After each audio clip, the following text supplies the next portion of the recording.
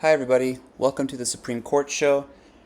This is a preview for the oral arguments involving Consumer Financial Protection Bureau versus Community Financial Services Association. And these oral arguments are set for October 3rd.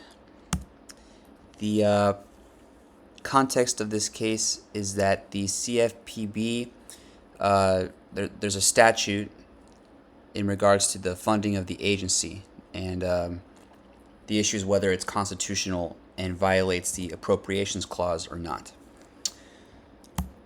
The funding mechanism in more depth here. Each year, the Federal Reserve Board transfers to the Bureau the amount determined by the CFPB director to be reasonably necessary to carry out the authorities of the Bureau under federal consumer financial law, taking into account such other sums made available to the Bureau from the preceding year. Congress specified that the amount transferred to the CFPB shall not exceed 12% of the total operating expenses of the Federal Reserve System. This statutory cap is adjusted only for inflation. The money transferred to the CFPB is deposited into a Bureau fund at a Federal Reserve Bank. Congress provided that the money in the Bureau fund shall be immediately available and shall remain available until expended to pay the expenses of the Bureau in carrying out its duties and responsibilities. And this is the more controversial part. Congress specified that the funds transferred by the Federal Reserve Board to the CFPB shall not be subject to review by the House and Senate Appropriations Committees. It's basically taking it out of their hands. And here's an overview for the arguments of CFPB. A, the text, history, and precedent established the constitutionality of the CFPB's statutory funding mechanism. The Appropriations Clause's text does not limit Congress's authority to determine the specificity, duration, and source of the appropriations it makes by law. 2, longstanding practice confirms the natural reading of the constitutional text. 3, precedent accords with constitutional text and history. And 4, Congress permissibly funded the CFPB through a standing lump sum appropriation. B, the contrary arguments offered by the Court of Appeals and respondents lack merit. The Court of Appeals decision has no support in text, history, or precedent. The CFPB's funding statute accords with Congress's traditional manner of funding financial regulators, and the Court of Appeals' remaining arguments are flawed. At the very least, any appropriations clause violation would not warrant vacatur of the payday lending rule.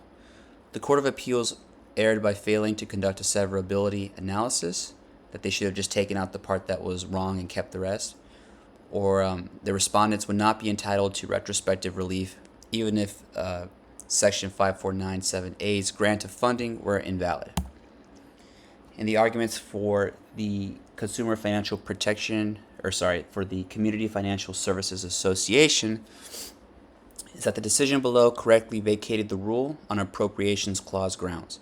The Appropriations Clause ensures congressional oversight of the federal fiscal and executive power. The CFPB's funding statute nullifies Congress's appropriations power in an unprecedented manner.